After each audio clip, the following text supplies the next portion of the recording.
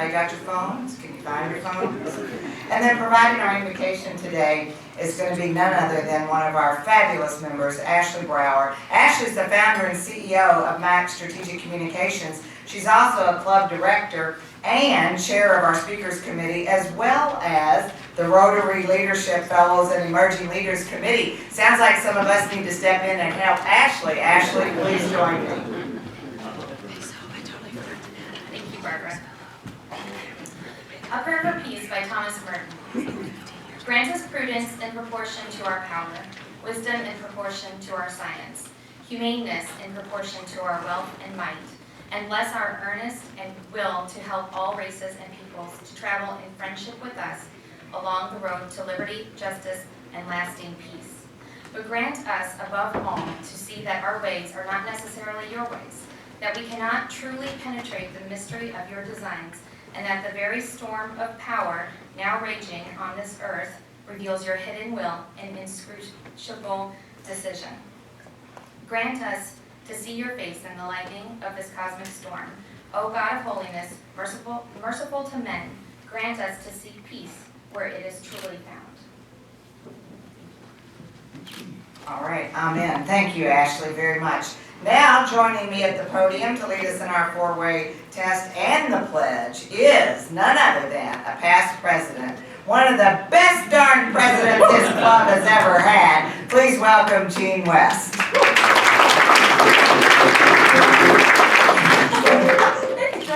Thanks, Barb. If you would join me in the Pledge of Allegiance, please. I pledge allegiance to the flag of the United States of America and to the republic for which it stands, one nation, under God, indivisible, with liberty and justice for all. And now, our four-way test of the things we think, say, and do. Is it the truth? Is it fair to all concerned? Will it build goodwill and better friendships?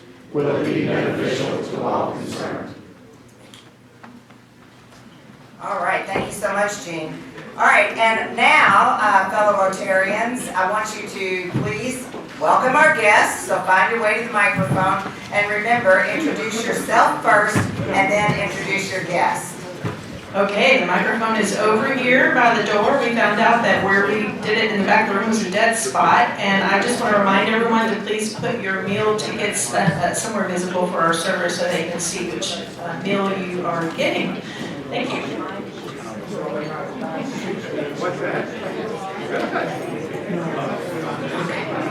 Hello, my name is Karen Morrison. I'm with Gilda's Club, and my guest today is my daughter, Kenzie Morrison, who is a communications advisor to Governor Beshear and also a graduate student at the Martin School at UK, getting a master's in public administration.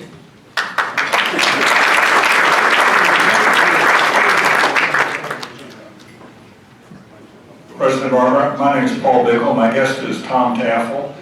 He was a member of this club from '86 to '06. He's a UK grad and is with Jet Tech Management.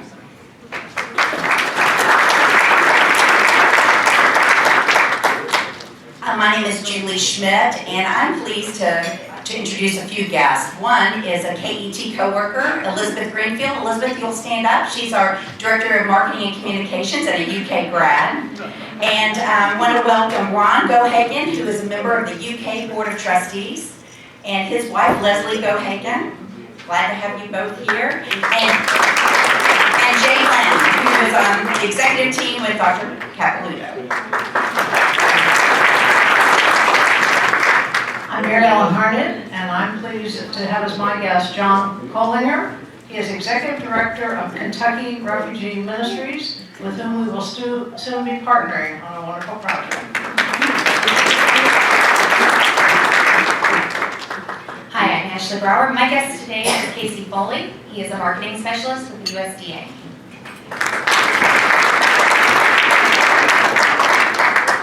Matt McClure. I have with me today my lovely wife, Tori Burton McClure, President of Spalding University.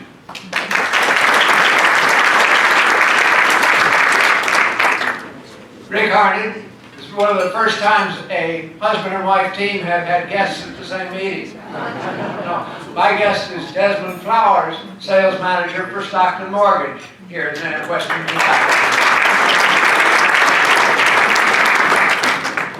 Hey everyone, Keith Miller, sorry about that. Aaron Jordan, an amazing young man, that's probably really the community builder that we need going on. He has a business, his co-working space in Portland community, and it's really around advocacy, entrepreneurship, and diversity that we need in Portland community. Thanks.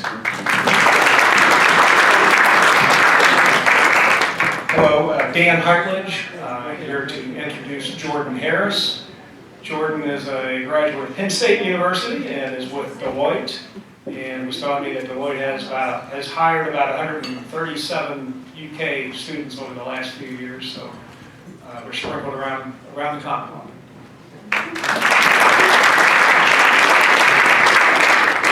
I'm Jack Guthrie, and it's my honor today to have my grandson with me, Phoenix Delaney.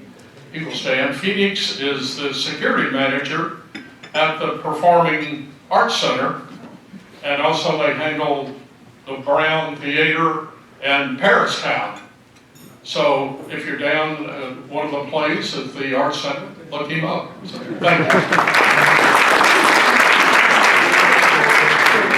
All right, Delaney Jack is looking for somebody to hand off the microphone to. So welcome, guests, and thank you, fellow Rotarians, for introducing our distinguished guest today. So all of our guests, please know at the end of the meeting, we would love for you all to take a few minutes and join Craig Sherman. Craig, raise your hand, please. Where are you? Okay, he's on his way. We're going to meet Craig when he gets here after the meeting at the table in the back of the room to spend a few minutes to learn what the heck is Rotary and why are all these folks so excited about it in this room.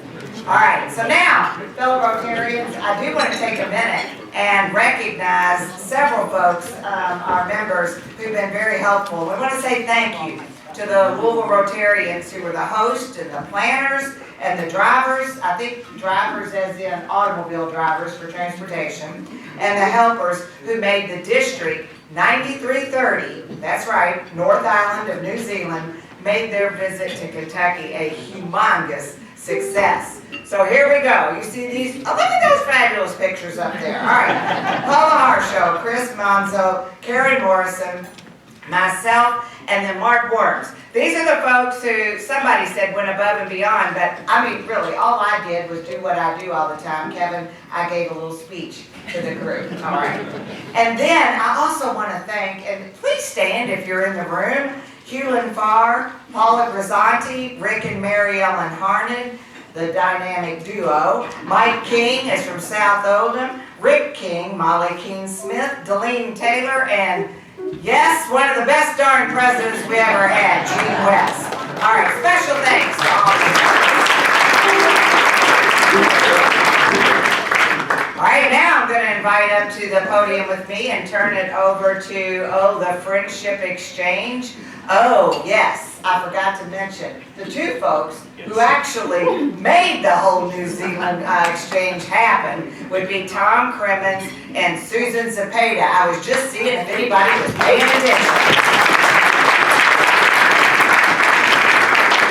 Okay, now, is Chris Monzo in the room? All right, here we go, Chris. Join me up here. Chris is the owner and principal of Sandbox, spelled S-N-D-B-X.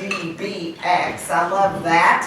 All right, design collaborative and co-chair of our membership development committee and engagement committee. And he has done an amazing job. You're going to introduce some new members? Some new members today. All right. I'm going to ask the three of you just to come and please stand up here. Thanks, Delaney. All right, fellow Rotarians.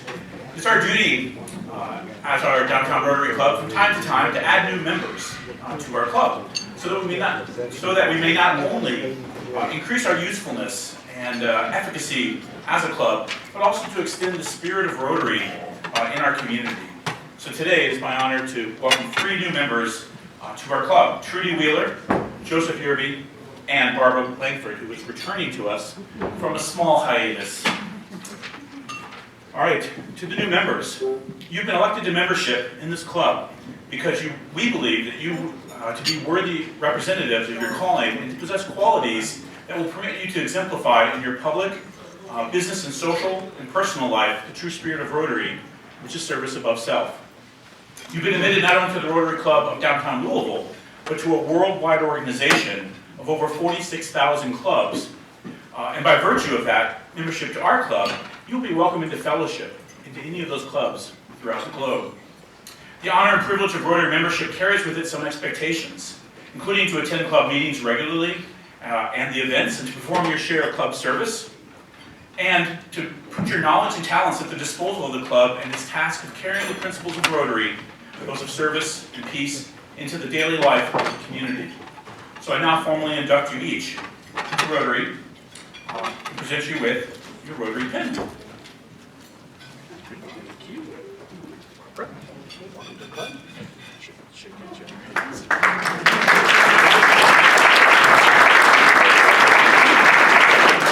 Just to highlight how awesome our new members are, quick bios for here, for Trudy Wheeler.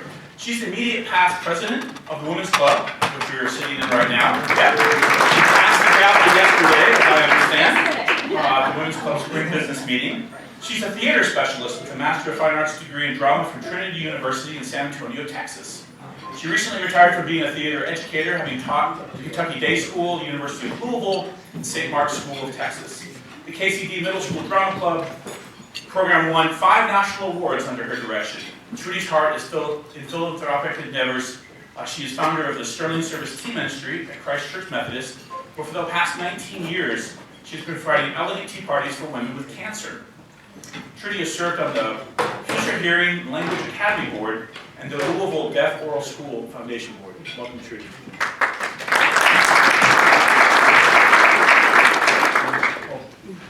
Next guest, next new member, Joseph Yerby. Very excited to be introducing Joseph. He's a native Louisvillian and the owner and principal of Anti-Threat Solutions, a local as well as national security firm. He is an advanced protection specialist and is an executive protection certified for business leaders and executives.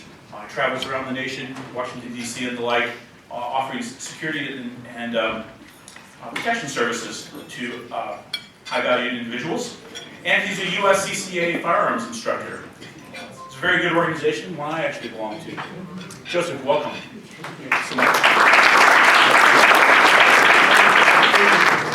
Barbara Langford comes to us as a reinstatement. She's the principal of Cannondale Consulting, working with healthcare and nonprofit organizations to develop and implement strategies to make their vision a reality. Most recently, she spent over 20 years in corporate development, that's a nice long time, and strategy with Kindred Healthcare, leading the effort on 2 major company acquisitions and over 50 hospital projects that added 1,500 beds and $500 million in capital investment to the company's service offering nationwide. Portfolio. She has a long history of service to our club and has started as an unsung hero many years ago. She is also a Paul Harris Fellow. She served as a Leadership Fellowship Chair, Club Director and Executive Community Member, and one of the first recipients of the Service Above Self Award. She also served for many years as a board member of the YMCA of Greater Louisville. She and her husband Keith are the parents of twin sons who are studying engineering at the University of Kentucky. Awesome. Welcome, Barbara. Thank you. Give a round of applause. Great to have you. Back to you, President. Well, I've been called a lot of things. Thank you, Chris. All right, give Chris a round of applause. That's a lot of work. I mean, it is so exciting to see the plethora of experiences and background of new members coming in the club and then those of us who've been around for several decades. So just imagine what all we're going to be able to do as we bring more folks on. Okay, we have an incredibly popular speaker with us today, and I just wanted to make sure that everyone noticed, as a proud 1979 graduate of the College of Business at the University of Louisville, I did come out and show my welcoming colors in my Wildcat blue. All right, now I have a little treat for you. you. You know, each time I have presided over the meetings during the past year as your vice president, each time has been the true Walt, our president, one of the best darn presidents we've ever had. He's traveling. He's traveling again. So I'm here. So I don't have Walt's words of wisdom, but what I do have, Dr. Capilouto, is we have a couple of Dr. Capilouto's words of wisdom that I shall share in order to set the stage for your introducer, whom I will introduce momentarily. So Dr. Capilouto says, our campus can and must have room for ideas that seem to be in clear tension with each other. Did you say that? They said you said that. Okay. Here's another one. It is a paradox. It is the very freedom to express ideas boldly and loudly that ensures that we have the capacity to be open to everyone, no matter who they are or what they believe. Amen. Thank you for that. And the last one I'm going to share, he said, and I love this. At first I thought it was intended for me to not proselytize from the lectern, which I do a lot. But he says, there is a difference between a lectern for learning and a pulpit for proselytizing. The university's mission is education, not indoctrination. All right.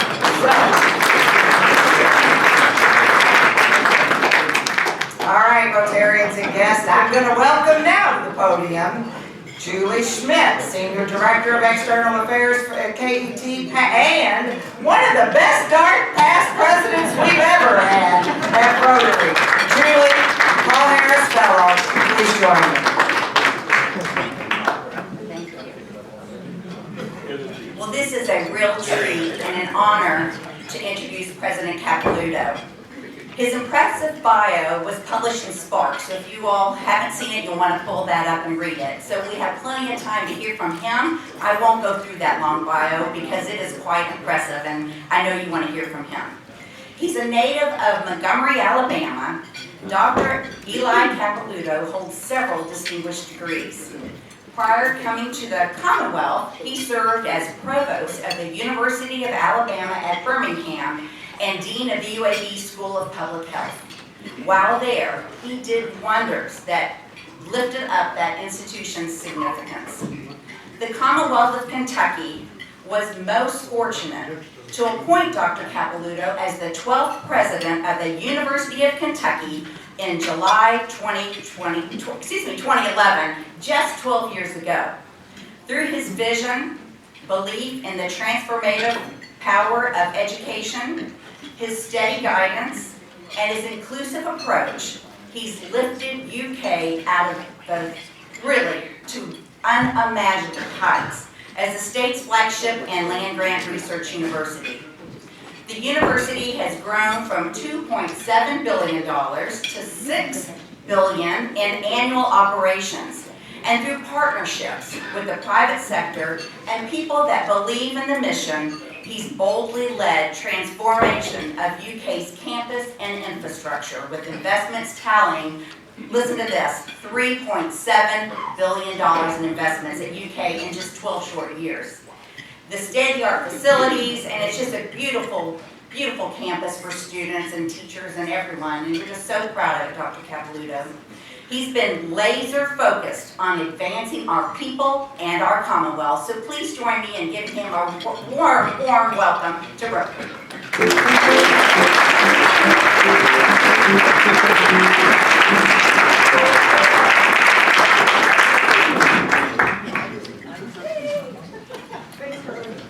Thank you for that generous introduction, Julie, and I hate to correct someone on an introduction, but this is my way of expressing how fast we're going, but also deep thanks to the people that make this happen. We're now a $7 billion. It's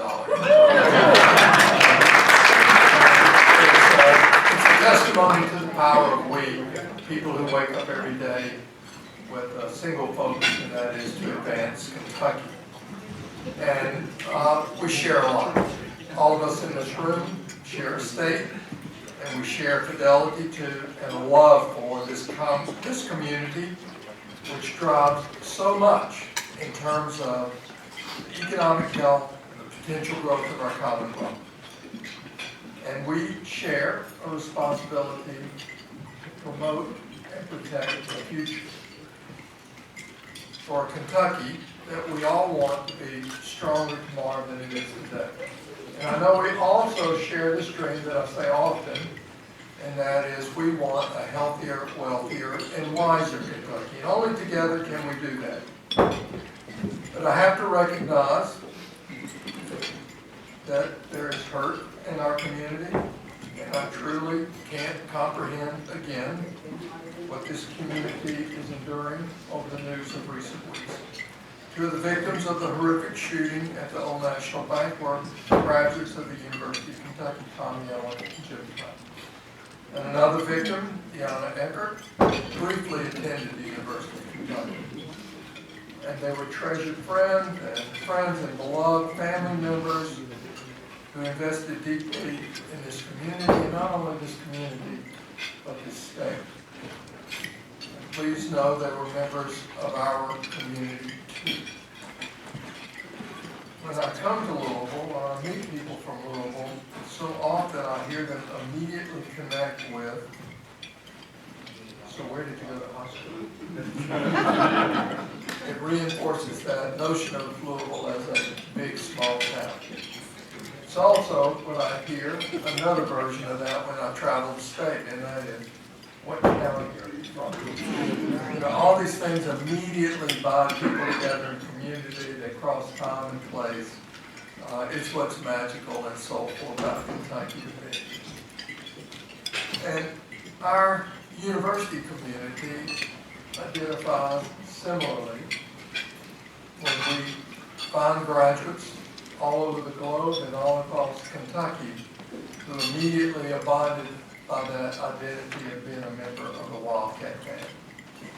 So all of us together have a responsibility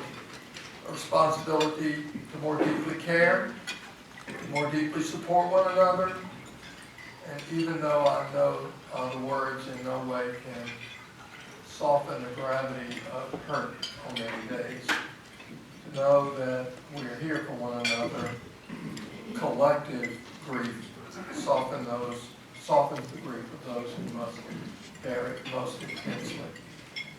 So we are together, we stand with you, we stand with Louisville, now and always.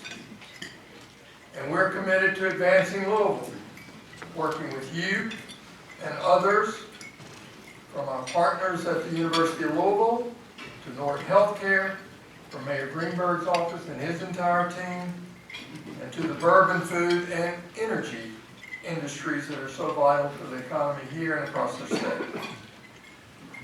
And because we advance Louisville, we can better advance Kentucky. And why we do all this? I said when I arrived 12 years ago, it is part of our promise. Our promise to advance Kentucky, its economy, its health, its culture, and nonetheless its future. So today, with a renewed sense of purpose and commitment to our legacy as a university and state that share the same name, I want to mention the new ways we're finding to honor and strengthen our promise to advance the state. So there are four I'll mention. I could speak all day, but you don't have enough time. I'm trying to keep it tight. All right, a promise. A promise we have made to students and families that we're going to educate and graduate more Kentuckians in the right amount of time. We're going to prepare them, like those ones who are working for Deloitte, for a complex and challenging economy, but also so that they can return to their communities where they're going to live lives of meaning and purpose through their service on school boards, their city councils, or in their faith communities. Our next promise, a promise we have made to treat and heal more Kentuckians, and to do our part to prevent disease and sickness in the first place. Cancer deaths in the United States have gone down almost every year since the 80s or 90s. 50% of that is due to prevention, largely the reduction of tobacco use. A promise we have made through discovery and research to find answers to the most insoluble challenges confronting our state. If you look at our research priority areas, they tackle what robs Kentuckians of life and quality of life, and those matters that are also central to a future economy. And a promise we have made to serve. From farm fields I visited in western Kentucky that were devastated by those storms, where we do incredible research for now nearly 100 years that has revolutionized farming in the Commonwealth and across the globe, to programs here in Louisville. One run by our Cooperative Extension Office that helps immigrants and refugees establish small businesses and farms. I like to say our campus is the Commonwealth. All its borders are promised to advance. The Commonwealth has never been more essential. So let me elaborate on each of these promises. Our promise to students and families. So in fall 2022, there are more than 2,700 students enrolled at UK from Jefferson County, including more than 600 first-year students. That's roughly 10% of our entering class. If you look at the entire Louisville metro area, there are some 4,400 students at UK, and more than 20,000 UK alumni who reside here. And there's so many stories about these, behind these numbers, I'm going to share but one. And that is the story of Ashley Wright. She grew up in Louisville. She lost her father at a young age.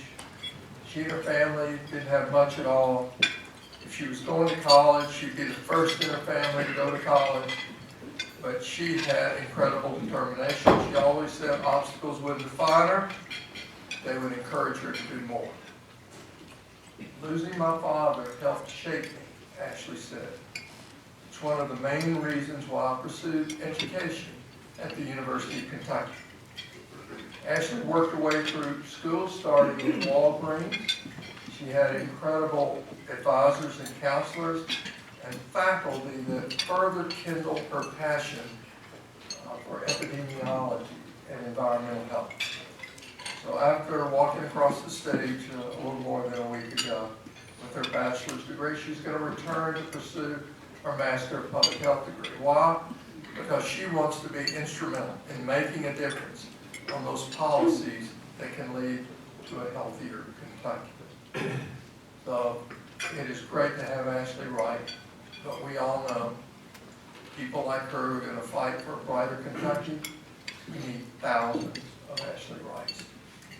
So while we're doing our part to meet Kentucky's needs, all of us are going to have to do more. We are doing more. For the past year, for the first time in our history, we were awarded more than 8,000 degrees. And 10 years ago, it was just under 6,000, and we continue to grow. For the first time last year, we had an entering class of more than 6,000 students and record retention rates. And this fall, we will welcome even more to our campus. But even as we have grown, we have not sacrificed our commitment to ensuring students graduate on time and without debt. So we targeted unmet need through a program called UK Leads, which has been recognized and mimicked across the country, that focuses on unmet financial need, and it has made a difference in moving these retention and graduation rates. We held tuition rates way below inflation, and even before inflation took off. And in the last decade, we have tripled the amount of scholarships and grants that don't have to be paid back that we award to our students. 25% of the undergraduates at the University of Kentucky are first-generation students. A quarter of our Kentucky students come from families whose average annual income is about $25,000. We will have done a disservice to Kentucky if we didn't open our doors wide to them. We've grown more diverse as a campus. 16% of our student population now represents students of color, and a number we hope will also grow. And we will hit this year, we expect, a 70% six-year graduation rate. You may not think that's such a high bar, but there are only about 20% of the public universities in the country that have graduation rates surpassing 70%. It only counts those students who are first-time, first semester students. So if somebody enters the second semester, they're not in that cohort. But still, to maintain that first semester, first year student to graduation is a feat. We've increased our four-year graduation rate by over 20 percentage points. And now we've added a new program. Innovation has been part of everything we do. I could mention several, but I'm going to mention one that we think is its first of its kind in the country. And every student on our campus this fall will have access to this, and it's called UK Invest. And our partners in this are Fidelity Investment and their corresponding app called Fidelity Bloom. So we're going to take $1 million that we raised through philanthropy, and we're going to use those dollars to help pay for incentives in an effort to increase financial education and literacy. They're going to have to go sit through several modules to access this, but they're all going to have 5 different accounts that they can invest in, no fee, no load, mutual funds, money market, and so forth. They'll have full control over this, and if they want to ask for it the next day, they can have it. The program incentivizes those behaviors we think contribute to student success, well-being, and maturity. And that is healthy behaviors like involvement in a student organization, going to the gym, attending an event at our Stuckert Career Center. A whole host of things we plan to incentivize. Our next promise. Our promise to better health for Louisville and all of Kentucky. UK Healthcare's Chandler Hospital has been ranked the state's top hospital for 7 years running. That's by U.S. News and World Report. Our Markey Cancer Center ranked among some of the best in the country, year after year, top 50. 97% of Markey patients are from Kentucky. And the 19 sites at which we partner across the state cover 70% of the counties in Kentucky. We are increasing the number of physicians to serve Kentucky, reinforce what we imagine to be the case. And for the first time at the University of Kentucky, when you include those new graduates, we awarded degrees to nearly 200 new physicians a week or so ago. Louisville is our largest referral center for transplant surgeries through an ongoing partnership with Norton Healthcare. At our transplant and specialty clinics here in Louisville, we provide care through 7,000 inpatient visits. Delara Porter of Louisville, I love a good story, knows the power of that healing partnership.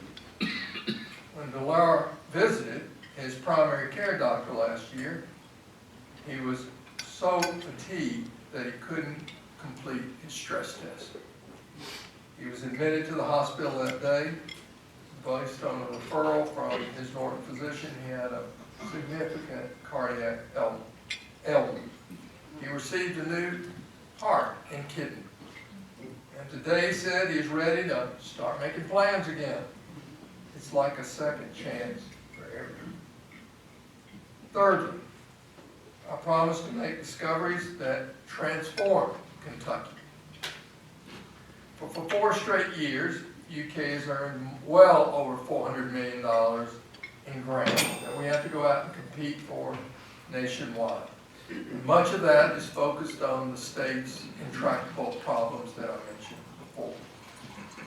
And some of the examples are, that you may not think about, is here's a neat one. UK's Kentucky Injury Prevention Center, KIPRIC, Prevention and Research, is now partnering with our James B. Beam Institute for Kentucky Spirits. They are analyzing workers' comp data to see what kind of injuries occur within our distilleries across the state and to prevent those. funded by a $5.8 million grant from the Department of Energy.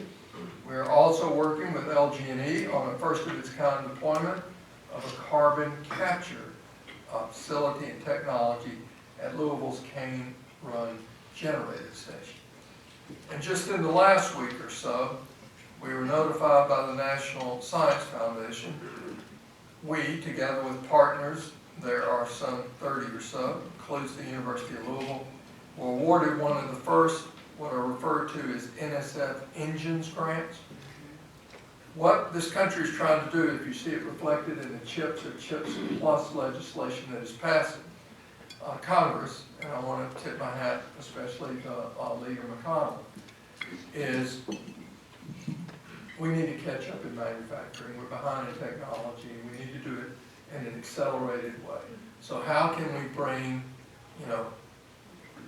industries who are on the front line and educational facilities that do research, bring that together, and through that genius, accelerate this. So we got one of the planning grants. They didn't award that many. That allows us, gives us a pass to the next phase of these NSF Type 2 grants, which would be significant. We're partnering. We look at I-75 with the new battery plants and all here and in Tennessee as a corridor. So we have Tennessee partners in this. It's a Kentucky-Tennessee partnership. So lastly, our promise to serve in every community.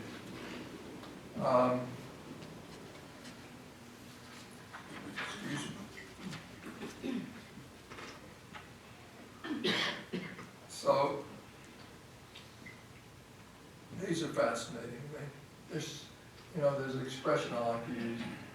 If only UK knew what UK knew.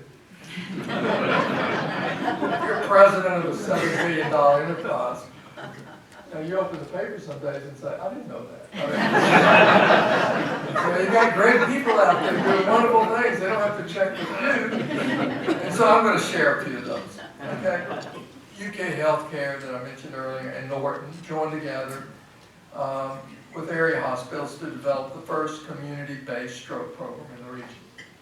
Strokes today used to be enormously lethal and debilitating. You get somebody into care quickly, you can have a good recovery. Through our extension office here and across the country and partners, we're collaborating to expand agricultural knowledge and land access to people in Jefferson County through multilingual education programs. We are helping open municipal sewer district properties for agriculture use and doing our part to connect traditional agricultural services and institutions with farmers of color. This is part of a USDA grant. The Americana World Communication Center has taken the lead on this. Always takes part. And we recently introduced a new partnership with Simmons College. I visited the president this morning. We started with an exchange of faculty, students, and staff around some events that are occurring on both of our campuses. They're like to grow their pre-law education and other programs, and especially in West End, we certainly want to be a partner there. So those are just a few examples of our commitment to the Commonwealth. I hope you realize that we're trying to live up to that promise we've made for a healthier, wealthier, and wiser Kentucky. And I'm grateful as I look across this room, I could start thanking so many people, colleagues, advisors, graduates, board members. It's nearly every table that I look around here, there's somebody I'd like to personally thank. So please, to give time for some questions, know my deep gratitude for all you do, for making Kentucky what it is, but more importantly, for making it what it's going to be. Thank you very much.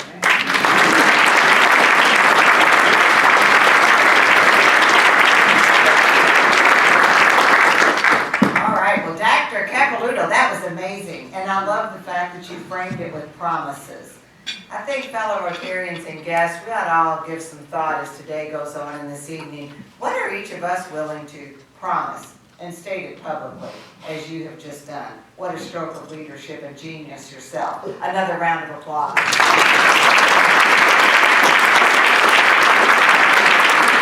trying to get away. Look, they're all. I mean, we're on Rotary Central Time. We are. So here we go. So Rotarians, please make your way to the microphone. Delene has it over here, over to my right. We have time for a couple of questions. And yes, we have rules for Q&A. Dr. Capilouto, we talk about these every week. Now, I don't know if we've had a week where everyone abided by them or not. There's this one up here that says it's question and answer, not speeches and responses. All right? So please introduce yourself first and then ask your question. Thank you. Thank you. Dr. Capilouto, thank you for the promises and the commitments that you spoke to us about today. My name is Kevin Fields. I'm club director and board secretary and chair of the club's Diversity, Equity, and Inclusion Committee. I also serve as president and CEO at Louisville Central Community Center. And there's something that's uniquely in common between University of Kentucky and LCCC. And that's we both, as institutions, celebrate the legacy of Dr. Lyman T. Johnson. And we have done that by presenting the Lyman T. Johnson Distinguished Leadership Award, our highest award that we offer for 33 years. We just recently celebrated Senator Gerald Neal back in March. And so my question to you is, being that we have that unique distinction in common, how can we synergize our efforts? Because I know that University of Kentucky does have some unique ways to celebrate the impact of Dr. Johnson, and so do we. So how can we synergize that effort? Sure, thank you for your question. Let me say on the 70th anniversary of Lyman T. Johnson's opening the doors at the University of Kentucky, we had a celebration. I even had his biography reprinted and we distributed hundreds of copies. We're now up to investments way over $4 billion on our campus. It'll probably be 4 or 5 more in the next 4 or 5 years. An honor for me. Oftentimes I have to go to Frankfurt to get permission. I was surprised I had to get permission for this. But no, I turned to our board of trustees, asked them to approve the first new residence hall we built. We named it in honor of Lyman T. Johnson. We had his family back. His grandson is a lawyer and an artist. And he asked if he could do a portrait of his grandfather, which we proudly display in that residence hall. And if you're ever on campus, come visit it. It's very creative. When you get close to it, it's a multitude of colors that you clearly know who it is if you know Lyman T. Johnson's story. But embedded in that art are the letters he received from that time. And they are hateful, they are mean, they're frightening. So I want our students to see those. Because if you're not going to relive a horrible past, you got to know what it's like. And we need to be able to teach these at our colleges and universities. It wasn't a pretty part of our history. But sweeping it under the carpet is not the way forward. So we've tried to do this in a variety of ways so that that next generation is going to have work cut out for it that I frankly believed was in our past.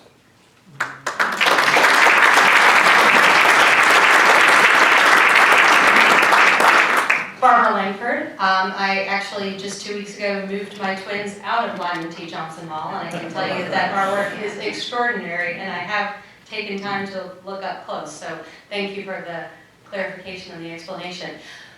I and my children specifically have benefited from the investment that UK Athletics has invested into the academics at the university, specifically the huge donation to the development of the Jacobs Science Building. And I know many people only have a connection to UK through basketball, football, all the other soccer, softball. Could you elaborate more on the connection between UK athletics and its support of the academic mission at the university? Do I have a couple of minutes? Okay, make another speech? Okay, so, I have to reflect back to the year I got here. And the state was reluctant to approve bond issues for construction. My previous place, the Board of Trustees could make all those decisions, but here, the entire state legislature has to approve this. There was a belief then that the revenues for the state could only tolerate 6% dedicated towards retiring debt. At University of Kentucky, we were down in the 3s, but our campus desperately needed revitalization. So people, culturally, politically, whatever, had a resistance to this. So, I was trying to think, what is the way forward? And as I talk and listen to more people, it's pretty easy to detect that athletics is a religion. At the same time, the Southeastern Conference had signed the arrangements for the SEC network, right? About 10 years ago. The expected revenues, tell people in the room now, were $0 to maybe $6 million a year for our university. So Mitch Barnhart and I sat down and I said, Mitch, this is a kickoff to revitalizing this campus. We've got to get the green light from Frankfurt to go forward. And this is to spend our own money. This is not asking for money, just permission to spend our own money. So, and that, it didn't take 10 minutes. And Mitch said, well, what can we do to help? And I said, it's going to be great if athletics funds an academic facility. And he said yes in 2 seconds. There are not too many athletic directors in the country. They probably would have said that. So yeah, they paid and responsible for the debt on 60%, 66% on the cost of that Jacob Science building. It was about $112 million when we started. But they also have a long history, going back to Dr. Todd and Mitch working together. Millions of dollars come to our campus for general scholarships. Also, they're a tub on its own bottom. They get no student fees. They pay every service fee. They pay all their maintenance fees, everything on our campus. It's one of the few programs in the country that gives back entirely to the university campus. Thanks for the question. Dr. Eli, talking about sports powerhouses, I'm a Bellman grad and ex-basketball player at Bellman, and they're Division I now, and beat U of L, sorry everybody. So what are any words of wisdom, suggestions as they start to kind of, I'm not getting involved in sports programs and academic programs there. Any words of wisdom and advice for them as they start to scale this landscape Division I or Division II, Division I? Big question.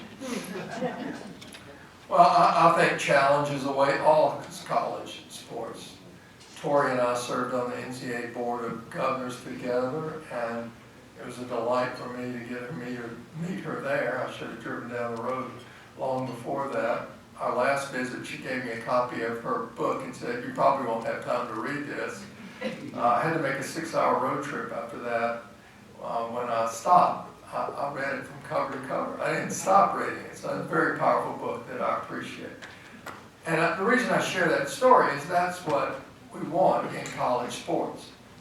That ability to find within yourself strength and courage that you didn't know you had, discipline, working as a team member, all those things. So, we got to keep our eye on that. That's what we're trying to do. I can only say right now, some of this is getting chaotic. With NIL, with lawsuits, with differences in finances across different Division I institutions. I think we're in for a little choppy water. That's all I can say.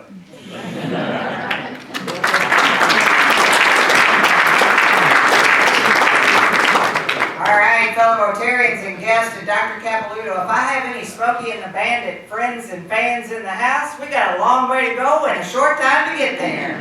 Okay, we have several pieces of business, but this might be arguably the thing that they all come to these meetings for. Yes.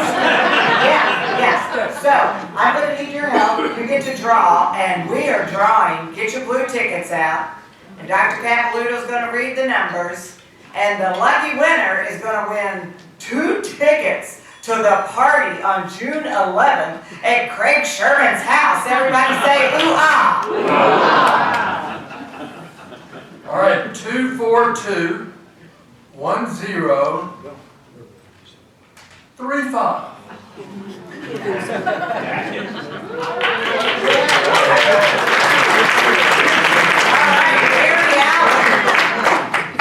Dr. Eli Berry is a party animal, so he's going to love that. Okay, now, we have a very special presentation that we would like to make to you, Dr. Capilouto, and it's our way to show appreciation and respect for you making time to come all the way into Jefferson County and to bring us such a great message today. One of the initiatives that our club created, and it's a national model now, is we figured out with the help of several of our Rotarians, you're going to hear a little bit more about this in a minute, who've created a West Louisville housing initiative where we are raising $5 million right here. You see those folks here? And we have some matching money that comes in. And our goal is to help a minimum of 63 first-time homeowners in our West Louisville neighborhoods. And we're going to make a $500 contribution in your name to that fund. So thank you so very much.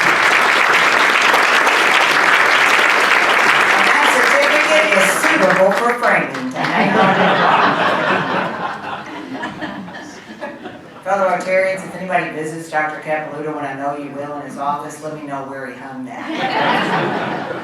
All right. So at this time, I want to invite to the podium to join me a Rotary Fund board president, one of the best darn presidents this club's ever had, Gene West, for a very special presentation. Gene? All right, Rotarians, first we want to thank you always for your time and treasure. You give of your volunteer hours and of your dollars. And as president of the fund, we like to also know where your dollars are going. Today, we are pleased to donate. $5,000 Mary Ellen, do you want to kind of describe what we're doing here? Well, I will be in a minute, but this is to Kentucky Refugee Ministries for 2 sponsorships of arriving refugee families. I'll tell you more in a minute. But Okay. John is the leader of a fabulous organization that makes it different. We're happy to present it to John here as Director of Kentucky Refugee Ministries, and this will be sort of seed money for 2 families that we will be helping and settling in Louisville. John, thank you for all that you do in your organization.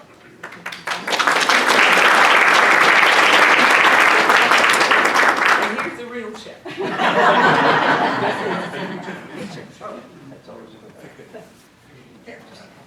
I do want to thank the Rotary Club for welcoming these 2 refugee families, and I'm confident in 5 years you may be at their oath ceremony as they become naturalized U.S. citizens and take the same pledge that we all did earlier.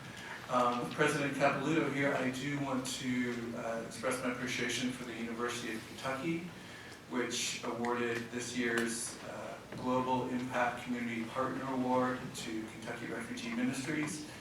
And that award related to the University of Kentucky welcoming 20 women university students who had to flee Afghanistan, who arrived here on the UK campus, permanent refugees in this country, enrolled full-time, and they've been warmly welcomed on the UK campus, and in their own right are contributing to the academic life and cultural diversity of the campus, and no doubt will stay here in Kentucky and contribute to this state after they graduate. So I want to thank UK and thank the Rotary Club.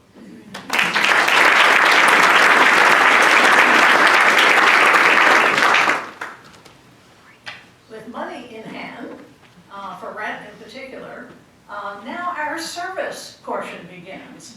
And we have a sponsorship team formed, about 12 or so, and I recruited one before the meeting today, who have gotten background checks and who will be ready to set up the respective apartments, to stock the pantry, welcome at the airport, maybe the most important thing we do. Practice English and visit that family over a period of about 3 months. So it's engaging with this family that we sponsor. I have found it, in my experience, just so rewarding, maybe life-changing, and fun. So if this appeals to you, please contact Larry, Susan, or me, and we will get you engaged in that role. But now I have a challenge for all of us, and thank you, Tracy, for putting them on everybody's seat, so you have to pick up that piece of paper. And as you will see, one side describes if you have furniture that you could donate, and information about that. The other side, as you saw, was a list of what we need to put in that apartment. Okay? And I want to ask 4 things of you, everybody here. The first thing is, look around at home. We have too much stuff. You know we do. And some of you have talked about downsizing. We'll help you with it. And so on that list, maybe there's something there at your house. It could be the cartoon sheets that your now really cool teenager doesn't want anymore, or things that were given as a gift that you're not going to use. And then the second thing is, when you're at the store, when you're picking up toothpaste for your family, buy 2. Pick up a few toothbrushes, laundry detergent. The third, when you're at the checkout, get, and particularly at Kroger and Walmart, buy a gift card. That gift card is wonderful for our arriving families. Lets them buy something that they need that we have overlooked. And then I'm going to ask you to come and bring those items on 2 collection days only. I'll give you a month to gather those different things. Ask your book club. Ask your neighbor. Anything you want to get rid of that's on this useful list. And then those 2 dates, which will be July 29th and July 6th, we would like you to bring it at those 2 meetings because we will be prepared to accept those items and be able to store them. So that's how everyone here can be engaged. But if you would like to be on our team, please speak to one of us, and you will find it a very rewarding experience, and you're making a difference in the lives of these new residents. Thank you.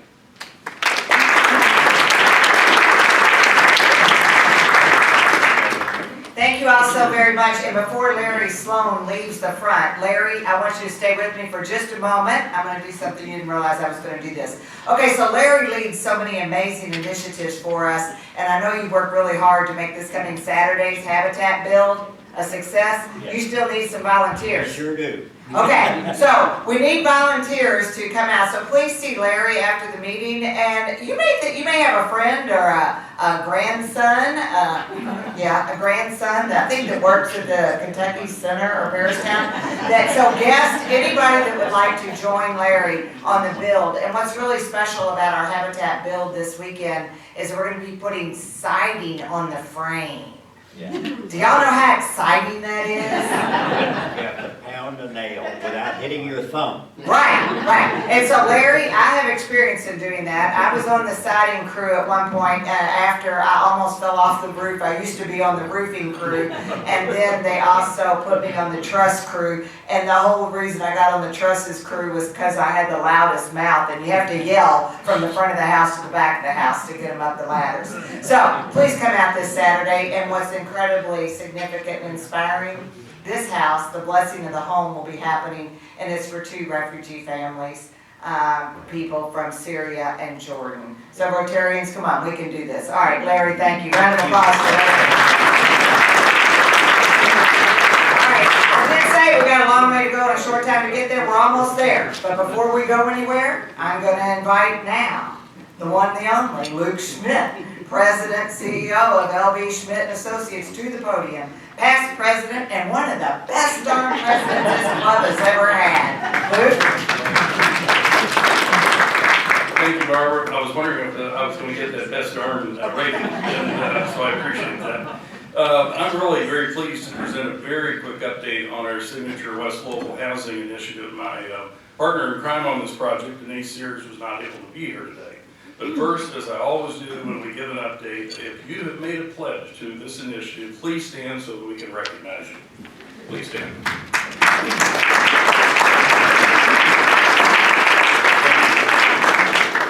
Thank you very much for your support. I'm about to share with you your first return on your investment. Now, by way of a very quick update to date, we have raised just over $2.5 million towards our goal of $5 million. And while our outreach to Rotarians continues, we are now focusing on banks, key businesses, and other organizations. And so now for today's big news. As we've received funds, we have transferred funds over to our fiduciary partner, Park Community Credit Union, so that Park can start processing loan applications for full home mortgages under our program. Yesterday, Denise and I met with Park representatives as part of our ongoing work on this project. And Park representatives told us that they have now qualified our first 2 home buyers under this program.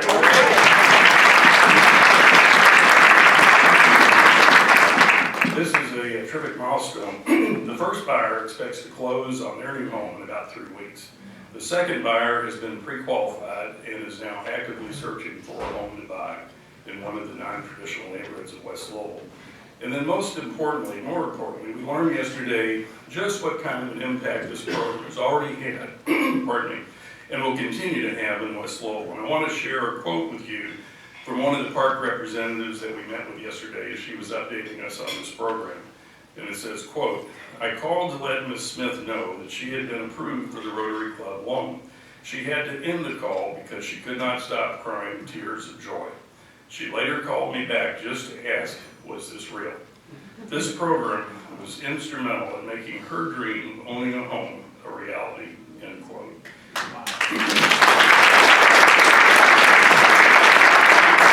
gotta tell you, Denise and I were speechless. Folks, this is what we set out to do with this program, and we're now beginning to see the fruits of our labors. Rotary is changing lives. You're changing lives. Thank you for your support. Thank you.